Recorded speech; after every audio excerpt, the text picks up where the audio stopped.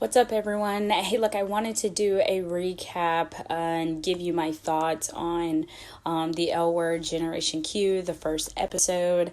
But before we jump into that, I wanted to address what my hope is and was for this particular show.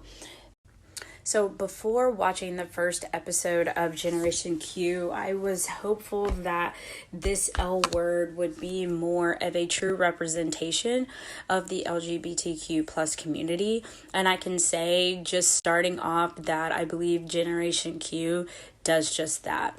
As great as the original was, some people could watch the original and point out stereotypes of the community. Now, yes, it portrayed toxic filters of relationships, both romantic and platonic. But what I know is that Eileen wrote the LWord using parts of her life and what she knew and examples of her life as a guide for the show. And there's one thing I think that we're missing in all this when we talk about the stereotypes. This was a show that came out when lesbians really had nothing like this before, and we grew and learned together through this show. So prior to the LWord coming out, we actually had nothing like that show before. We had Queer as Folk, but it was about gay men, and there was one white lesbian couple. So someone like me, being a black gay woman, could not actually relate to any part of that show.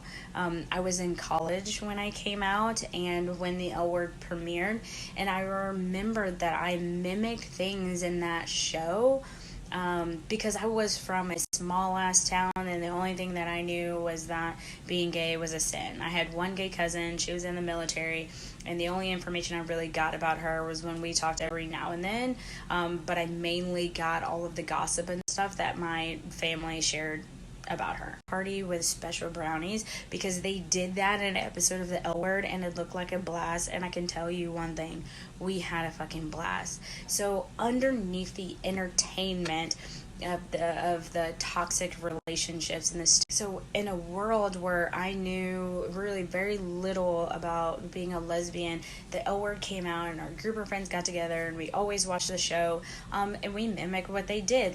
I even remember that we threw a rainbow stereotypes and the misrepresentations.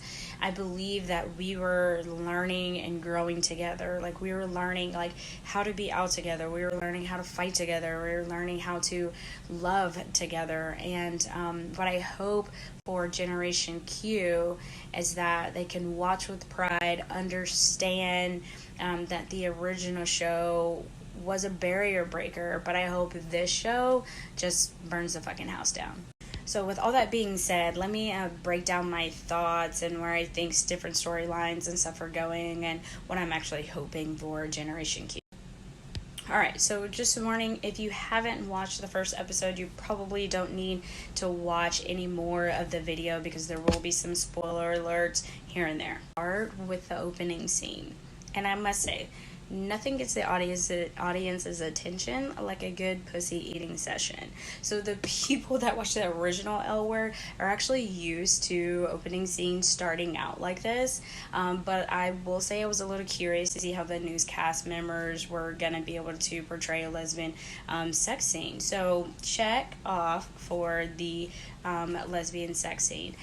But the most important thing about this is that the writers actually show the versatility of a lesbian relationship. So a lot of people will ask who's the man in the relationship, or how do lesbians have sex? And so not only did this scene answer that question quickly, they did a brilliant job of using a girly girl or a pretty girl who's too pretty to be a lesbian, and really showed that they can make a woman come.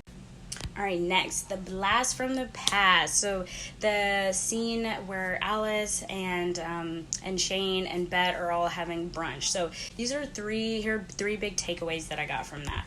One, the biggest shock is that Alice is parenting. Now, I honestly must say that I didn't see this coming. Yes, she is Angelica's Earth Mother, but there was really nothing in the original show that would put Alice in the suburban mom vibes. But I will say that they are showing that she's struggling with it, and they're still leaving her little quirks in it, which is what I like about it. Now, the second big thing is the biggest mystery to me is Bet. Not that Shane got married, and I'll explain why that is not a big shock to me, but yeah, it's like Bet, like, why is she running for mayor? Why is she so invested in taking down the pharmaceutical industry? Like, did she lose someone? Like, I want to bet that she probably lost kid, or there was something happened between her and Tina, or did the fact that she slept with a married woman and still going about her Bet ways, is that the reason why her and Tina broke up? But I think there's a lot of mystery with the direction of Bet, which is new. Not in the sense that she's hiding what's going on, because I think she's always done that, but in the sense of that, like, the writers are actually keeping it from us. We don't know where she has been and what has brought her to this point just yet. Alright, now the third nugget from this scene is the biggest sick, or the biggest saw it coming. So that would be Shane getting married. Now I know people are like, oh my gosh, she's the ultimate player of the LWord.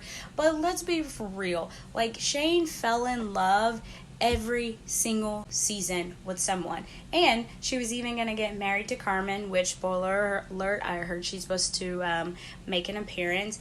But then, she messed that up. So the only question that I really have regarding Shane right now is, what are you now running away from? Because she's always done that. She's fallen in love and then she's running away. So what's she running away from now?